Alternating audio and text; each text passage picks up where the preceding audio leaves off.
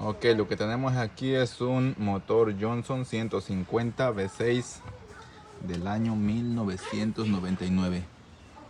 Ok, dicen por allí que los expertos están en los comentarios. Pues aquí quiero saber si miran algo raro, todo está en su lugar donde debería. ¿O qué me dicen ustedes?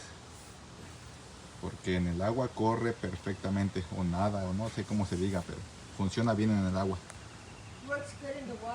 Ujú. Entonces ahí está. A ver qué me dicen. ¿Creen que todo está en su correcto lugar? Yo no sé mucho de esto, así es que por eso pido su opinión. Obviamente se los agradezco de antemano.